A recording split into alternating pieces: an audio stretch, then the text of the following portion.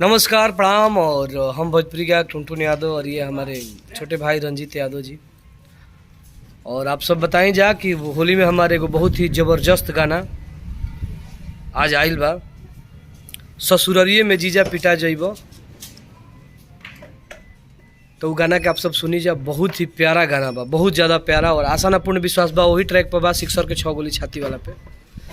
और बड़ी खुशी भैला कि हमारे जहाँ होली के गाना बाजे के चाहे हो जा आर्मी वाला गाना और सिक्सर के 6 गोली छाती में लोकगीत गाना दबा के बाजल।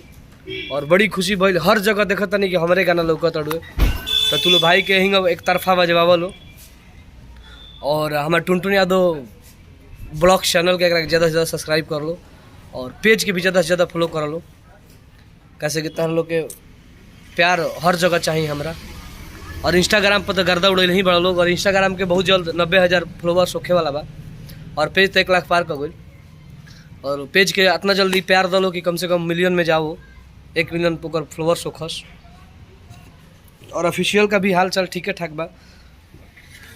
हिंग तुलो प्यार बने रहो। और आशा ना पूर्ण विश्वास बा कि हमार और बहुत जल्द एगो आप सबके बताओ तो नहीं कि बहुत जल्द हमारे एगो और गाना आवेला बा आर्मी के, भेजल बानी शिल्पी राजवीरी गावे करी। बहुत ही प्यारा गाना बा, बहुत ही प्यारा। और वो गाना एक तरफा बाजी, ये हमारा आशा ना पूर्ण विश्वास बा कि गाना एक तरफा बाजबे करी। तो तू लोग हिंग प्यार बने रहो। और तहर लोग के प्यार हमेशा चाहिए हमरा। और तहर लोग के प्यार से कोई आगे बढ़ेला।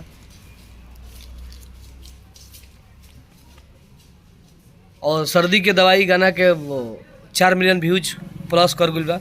तो तारा लोग के बदौलत बढ़ुए, तारा लोग के प्यार है। और जीजू वाला जौन गाना आयल बड़ू वो गाना बहुत ज़बरदस्त गाना बा। तो तारा लोग हम बताया था नहीं कि गाना का हमने के तमाम गाना गले बन जाए। बहुत सारा गाना होली के गावल गुल बड़ुए जौन की मार्केट में बहुत जल्दी आई। कंटिन्यू गाना होते बा। और बहुत जल्द एगो गाना होता है कि खाली गोली चलेला हिरान के बारात में, कल सुबह में गाना डालता नहीं ऑफिशियल चैनल पे। तो तू लोग बस यही प्यार भाई पर बनले रहो। तार लोग के प्यार हमेशा भाई के चाहिए। लव यू और जय हो भोजपुरी समाज। और होली में तू लोग हमार गाना बढ़ चढ़ के बजे हलो। और ज़्यादा से ज़्यादा आप सब हाँ सगरे चलेला चलना गाना के रील्स बहुत ही तेज़ी से वायरल हो रहा बा। बहुत सारे बड़े बड़े जो रील्स बनाने वाले लोग हैं, जैसे शुभम जयकर, मिस पूजा यादव और एक लड़की है बाबू साहब की बेटी, ऐसे करके लिखती है आईडी, वो शारू यादव जी, वो तन्नू यादव जी, तमाम बहुत सारी बड़ी अच्छी अच्छी लड़कियां। जो एक है काजल राज 9097 में उनका है आईडी, माही मनीषा जी। तो सब लोगों ने उस गाने पर वीडियो बना रहा है। और जी भी भाई बा कोमल पांडे, आनंद सिंह, सब लोग बनाया है। तो आप लोग भी बनाइए उस गाने पे ज़्यादा से ज़्यादा रील्स, क्योंकि बहुत ही ज़बरदस्त सगर चलना रंग बाज राजा के मारी सिक्सर के 6 गोली छाती मेरे, सर्दी के दवाई, आर्मी लवर वाला गाना, तमाम गाना इंस्टाग्राम पे देखे के मिला था।